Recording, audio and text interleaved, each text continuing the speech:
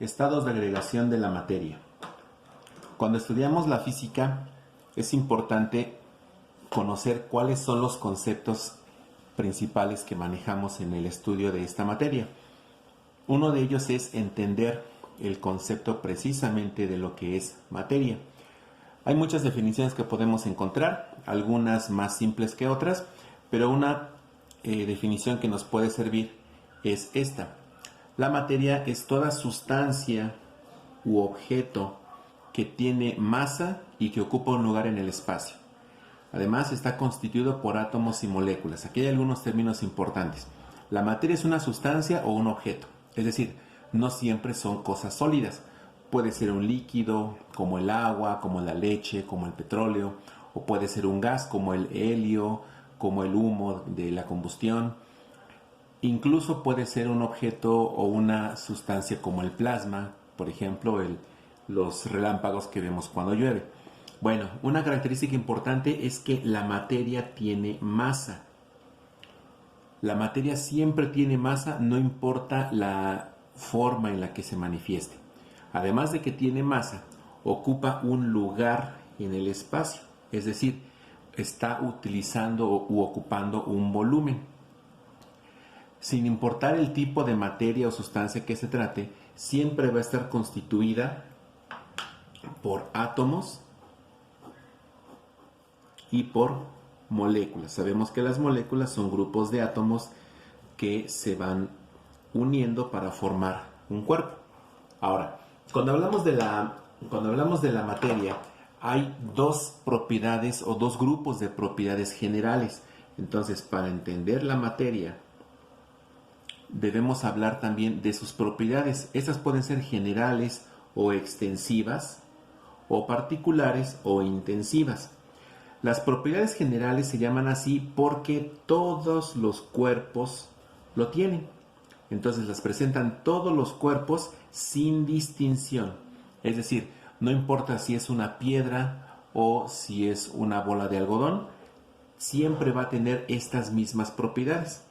Y son la masa, que nos habla de la cantidad de materia que tiene el cuerpo, el volumen, que nos habla de la extensión que ocupa en el espacio, el peso, que nos habla de la fuerza con la que la gravedad lo atrae, la inercia, que nos habla de la capacidad que tiene la materia para resistir un cambio en su estado, ya sea de reposo a movimiento o de movimiento a reposo, y la energía, que nos habla de su capacidad para realizar un trabajo. Todos los cuerpos van a tener siempre estas características: la masa, el volumen, el peso, la inercia y la energía. Por lo general los vamos a representar la masa con la letra M, el volumen con la letra V, el peso puede ser con P o puede ser con W, la inercia por lo general es con I mayúscula, la energía generalmente es con E mayúscula. Tenemos también las propiedades particulares o intensivas. Estas se llaman así porque aquí sí depende de qué tipo de sustancia se trata. Y estas propiedades particulares nos van a permitir distinguir a una sustancia de otra. Entonces nos permiten distinguir de una sustancia como puede ser el plástico de una sustancia como puede ser el hierro. Y tenemos la densidad, que nos habla de la relación que hay entre la masa del objeto y su volumen, el punto de fusión, que es la temperatura en la cual un sólido cambia su estado a líquido, o el punto de ebullición, que nos habla de la temperatura en la que un líquido pasa a su estado gaseoso o se evapora. Por supuesto que hay más, pero esas son las generales. La densidad generalmente se representa con esta letra ρ en griego. El punto de fusión, pues por lo general puede ser PF más bien, PF. Y el punto de ebullición, pues puede ser PE. Entonces, son las características principales de la materia. Toda materia tiene propiedades generales y propiedades particulares. Estas propiedades generales o extensivas las tienen todas las sustancias que existen. Las particulares depende de qué sustancia estamos hablando. Ahora, hay algo importante que debemos entender sobre los estados de agregación, es que dependiendo de la estructura molecular que tenga, la materia puede estar en cualquiera de estos estados de agregación. Ahora, el estado de agregación, que es la forma en la que se presenta la materia, va a depender entonces de la estructura molecular que tiene. Dependiendo de cómo están dispuestas las moléculas de esa sustancia, ya sea un sólido, un líquido, un gas u otra forma. Por lo general hay tres estados principales de la materia, que el primero de ellos es el sólido. El estado sólido tiene estas características. La primera es que sus moléculas están unidas entre sí.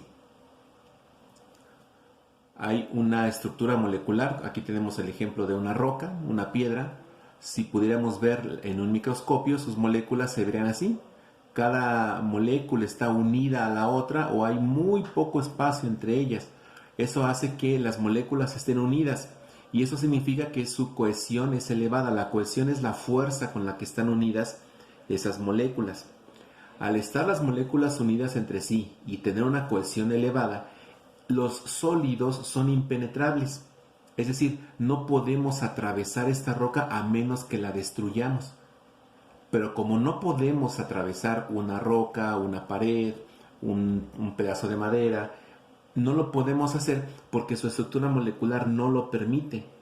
Porque las moléculas están unidas entre sí, porque tienen mucha cohesión, una cohesión elevada. En general los sólidos son incomprensibles, es decir, si tomamos esta roca y la queremos comprimir, por lo general se va a pulverizar, la vamos a destruir. Entonces, los sólidos generalmente son incomprensibles. Ahora, el hecho de que tengan moléculas unidas y una cohesión elevada hace que tengan una forma definida. Nosotros podemos saber que un árbol es un árbol porque la estructura molecular da la forma de un árbol. Un coche lo podemos distinguir porque su forma está definida. Entonces todos los sólidos se caracterizan porque su forma es definida. Podemos distinguir uno de otro. Al tener una forma definida, también los sólidos van a tener, número 5, un volumen definido. Ahora, el hecho de que sus moléculas estén unidas entre sí no permite que se desplacen una lejos de otra. En todo caso, lo más que hacen estas moléculas es vibrar. Hay una teoría molecular que nos dice que en los sólidos los átomos, las moléculas no se mueven de un lado para otro. Lo único que pueden hacer es vibrar. Bueno, y esa vibración hace que tengan poca energía cinética. Entonces, tenemos aquí al menos 6 características principales en cuanto a los sólidos. Si la estructura molecular corresponde a un líquido, vamos a tener las siguientes características. En primer lugar, sus moléculas ya tienen una separación. Aquí tenemos un ejemplo del agua. El agua, si viéramos una molécula, veríamos algo así. Las moléculas ya hay un espacio entre ellas y eso hace que su cohesión sea baja. Es decir, nosotros sí podemos caminar a través del agua. Podemos meter nuestra mano en una tina con aceite y podemos mover nuestra mano dentro del aceite o dentro del líquido. Y eso es porque la fuerza que hay entre sus moléculas es baja. Permite entonces que sí podamos penetrar a través de ellos. Generalmente los líquidos también son incomprensibles. No podemos comprimir un líquido. Esa es una característica que comparten con los sólidos. A diferencia de los sólidos que tienen forma definida, los líquidos adoptan la forma del recipiente que los contiene. Por eso si tenemos una porción de agua y la vaciamos en una jarra, el agua toma la forma de la jarra. Si una porción de esa agua la vertimos en una charola, bueno, pues el agua toma la forma de la charola porque se adapta a la forma del recipiente que los contiene.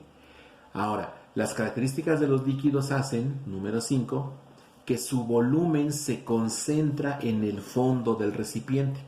Y eso es lo que podemos ver. Si vaciamos cualquier líquido en un recipiente, el volumen siempre se va a ir hacia el fondo, a diferencia de los sólidos que tienen volumen definido. Debido a que sus moléculas están separadas unas de otras, estas moléculas sí se pueden desplazar de alguna forma. Y eso hace que haya una energía cinética media. Es decir, las moléculas de los líquidos se pueden mover mucho más que las moléculas de los sólidos. Entonces aquí tenemos las principales características del estado sólido y del estado líquido. Para el estado gaseoso tenemos las siguientes características. Moléculas muy separadas. Aquí tenemos lo que podría ser una nube de gas, y si tomáramos una muestra de este gas o de vapor, como lo tenemos aquí, y lo viéramos en un microscopio, veríamos que su estructura molecular es así. Las moléculas están realmente separadas entre ellas, hay mucho espacio entre ellas. Eso hace que la cohesión que hay entre las moléculas de un gas sea nula prácticamente. Entonces sus moléculas son muy separadas, y eso es porque la fuerza de cohesión entre ellas es baja, incluso podemos pensar que es nula. A diferencia de los líquidos y los sólidos, los gases sí son compresibles, se pueden comprimir. De hecho, una compresora con la que se puede inflar una llanta, lo que hace es comprimir aire para poder llenar la llanta, o lo que se vaya a llenar, una pelota, un balón, por ejemplo. Los gases se caracterizan porque no tienen forma definida.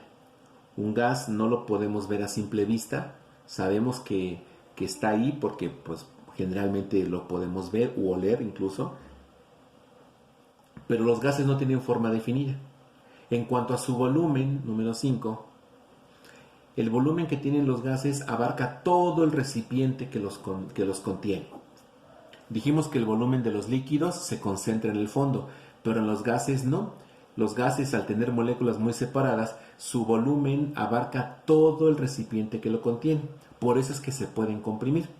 Ahora, debido a que las moléculas están muy separadas entre ellas, se pueden mover, digamos, a grandes distancias. Eso hace que tengan una alta energía cinética. Esos son los tres principales estados de la materia: sólido, líquido y gas. Hay un cuarto estado, que es el plasma. No se considera dentro del estudio de los estados de agregación comunes, porque se presenta bajo unas condiciones particulares. La primera es que se presenta a altas temperaturas, generalmente cuando la temperatura es mayor de 5000 grados Celsius. ¿Qué pasa con la estructura molecular de la materia cuando alcanza temperaturas tan altas? Bueno, los electrones se empiezan a mover, se empiezan a perder del átomo, y eso hace que los átomos se ionicen. Al estar ionizados, los átomos se mueven entre sí, empiezan a chocar y forman una especie de gas de pura energía. A eso se le llama plasma. Algunos ejemplos del plasma son los relámpagos, como lo que intentamos dibujar aquí. El Sol, sabemos que el Sol es una nube de gas que está llena de explosiones nucleares. Las estrellas, el mismo principio que nuestro Sol, y las explosiones nucleares, las bombas atómicas, las bombas termonucleares, bueno, son ejemplos de lo que se conoce como plasma. Entonces ahí tenemos las características principales de los estados de agregación de la materia. Dependiendo del tipo de sustancia que se trate o de la forma en que esté la materia, hay ocasiones en que una sustancia puede pasar de un estado de materia a otro. A este cambio se le va a llamar cambio de fase, o cambio de estado, o cambio de estado de agregación. Vamos a basarnos en los tres principales: el estado sólido, líquido y gaseoso. El ejemplo por excelencia es el agua. Tenemos que el agua puede estar en estado sólido, pero este cubo de hielo, que es sólido, podemos alterar su temperatura de manera que deje de ser sólido y se convierte en líquido. Al cambio de estado que pasa del estado sólido al estado líquido se le llama fusión. Entonces, cuando un sólido se funde es porque se convierte en un líquido, porque experimentó principalmente un cambio de temperatura. El agua líquida, si le seguimos cambiando su temperatura, puede empezar a calentarse hasta el punto de que se evapora y se convierte en un vapor o en gas. A ese cambio de líquido a gas se le llama ebullición, o en algunos lugares también le llaman evaporación o vaporización. Si tenemos aquí vapor de agua, que es un gas, y empezamos a disminuir su temperatura, dependiendo la forma en que disminuya la temperatura del vapor de agua, puede convertirse en un sólido sin que tenga que pasar por el líquido. A ese cambio se le llama sublimación. Entonces, para cambiar del estado sólido a líquido se llama fusión. Para el cambio de líquido a gas se llama ebullición o evaporación. Y para el cambio de gas a sólido sin pasar por el estado líquido se llama sublimación. Sin embargo, los cambios de estado de la materia pueden ser reversibles, es decir, podemos tener agua líquida, disminuir su temperatura hasta que se congele. Se va a cambiar su estado de líquido a sólido. A ese cambio se le llama solidificación.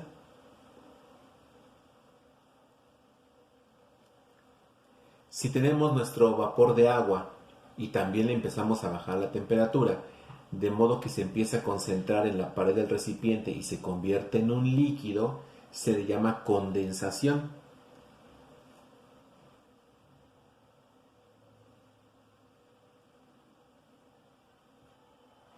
Y si tenemos un cubo de hielo y alteramos su temperatura de tal forma que se evapore sin que se derrita, o sea, sin que pase por el estado líquido, le vamos a llamar, o se le conoce como sublimación inversa. Entonces aquí tenemos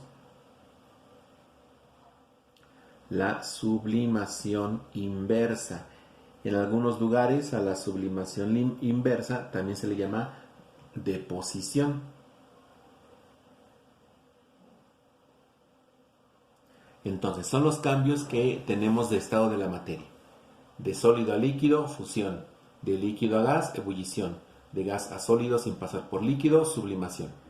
Si vamos a pasar de líquido a sólido, el cambio se llama solidificación. Si pasamos de sólido a gas, se llama sublimación inversa sin pasar por el líquido. Y de gas a líquido es condensación. Entonces, aquí tenemos las principales características de los estados de la materia que nos van a permitir entender el estudio de la materia.